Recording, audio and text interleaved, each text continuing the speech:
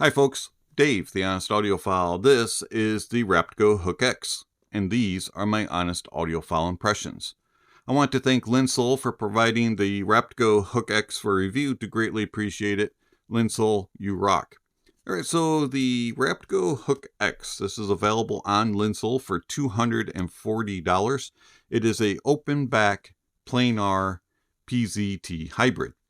Has custom-made 14.2 millimeter planar drivers, and then custom-made 18-layer double-sided PZT drivers. It's a 15 ohms, 105 decibels of sensitivity, and a frequency response of 20 Hz to 40 kilohertz. Has a pretty simple unboxing. Not going to show what's inside the box. There's plenty of other reviewers that have done that. You are going to get a branded carrying case, which is a little bit hard to open. Has a pocket up top and a bed for your IEMs. And then you're going to get 3 sets of tips. You're going to get these silicone ones that are white stemmed, more silicone ones that are black stemmed, and more silicone tips that are blue stemmed. You get small, medium, and large in all 3. And then you get detachable terminations. You get 2.5, 3.5, and 4.4. You get your IEMs. They're very nice looking. You get this green accents on both the connectors and on the shells. They are open back. You can see the driver inside there. And it's an all metal design. The cable, prone to tangles. It is nice built though. It's got a fabric feel to it. Good ear hooks. They're well behaved, well controlled. Has just the right amount of tension to them. The cable just never really straightens and it tangles up easily. And with it being fabric, it just kind of gets stuck on the cable wrap a little bit. Here's your termination for your mini XLR connectors. And I find that it's very well built. Does extend a little bit longer than some other cable connections, but well built, all metal, and it's got a little bit of branding on it. Overall, I don't mind the cable, but I don't love it either, and it just annoys me when I have to untangle it. Back to the shells. They are a little bit on the large side, a little bit thick. They have a very flat back side to them and kind of a short nozzle. It's got a decent angle to it, but that nozzle is a little short and it may cause fit problems for a few. It did cause fit problems for me. I found that with the stock tips, I was not able to get a good fit or seal. I found that it was very loose and felt like it was going to fall out of my ears no matter what tip I was using. Whether it was small, medium, or large, they just did not feel comfortable to me. And then also I did not get a good seal, and it just was, stock tips just didn't work for me. So I went on to hunt what sounded good and what fit good. I tried everything that I own. I literally went through about 30 different pairs of tips, and I finally settled on the Aueze Sedna Ear Fit Light Shorts. And they go in my ears, snug, no problems whatsoever. And you can definitely tell that they're open back. You can hear your surroundings. It doesn't block out much at all of outside noises. So if you're expecting to use these in a louder environment, you're going to hear your environment. If you turn up the music a little bit, may block out some of the outside noises, but you definitely can hear what's going on. And if you just have your music paused, you can carry on conversations without taking them out of your ears. Comfort-wise, they're not the most comfortable for me. When I put them in, and this was worse actually with stock tips than they are with the Aueze, this part right here, because it has a metal connection for the 2-pin, really was pressing on my ear and it just hurt. Also, the shell is rather large, and it puts a lot of pressure on the back part of my ear where the shell goes in, and it's just not super comfortable for me. I can wear them for about 30 minutes to 40 minutes before they really start to yell and scream at me, please take me out and give me a break. So overall, the design of them's cool, the look of them's cool, but the fit and comfort just isn't really that great for me. Tolerable, but not something that I can just overlook. Being 15 ohms and 105 decibels of sensitivity, you would think that they're fairly easy to drive. Kind of. You have to remember, they're planar. Planar tends to be a little power hungry. And even though you can use the Hook X on portable devices and also on dongles, you're not getting the best performance. I find that on dongles, they were okay. The best ones that I used were the Hifi FC4 balanced and also the NextDrive Spectra X. I found that I enjoyed it the most on those two dongles. Everything else was okay, but it just kind of sounded, I can live with it, but going to DAPs improved it a little bit, even on single-ended, but I found that using it 4.4 balanced out of my Sony NW1A, it sounded the best. But again, I was still kind of like, I can probably get a little bit better. Going to desktop, I found that the desktop did improve it vastly, using it with the Mytek Liberty DAC, and it just kind of improved things overall. Better control, better resolution, and overall just a better performance. But there was still something kind of lacking. Even using it with the Drop THX 1 Linear or the Headamp GSX Mini, it just kind of was like, something's kind of, there's not a connection. I'm kind of missing something. And so I tried all the other DACs and amps that I have on my desk. Aueze, Deckard, these SMSL, DO100 and HO100, and the Aueze X1S. And I found that the Aueze X1S GT actually has really nice synergy with the Hook X. It kind of was the one that stood out a little bit more. It just kind of connected with me, kind of added in a little bit extra sauce.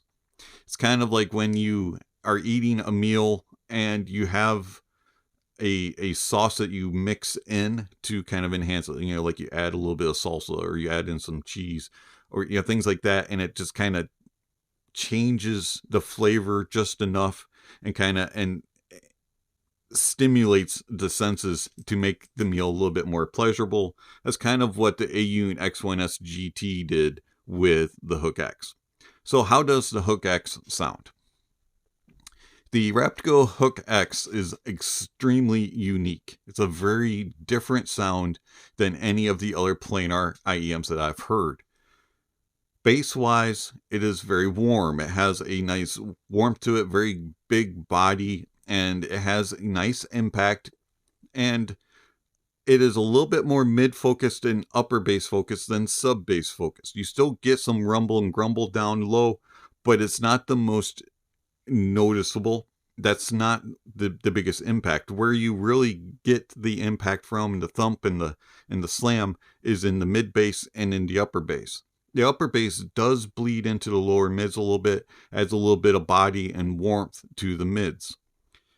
Overall, the bass has nice tonality, timbre is okay, and it does alright with detail retrieval and resolution. It's a fun sounding bass. It's not the most detailed and most accurate and insanely good bass, but it is a fun bass, and when it's paired with a good source, it's fun and engaging and will keep your toe tapping.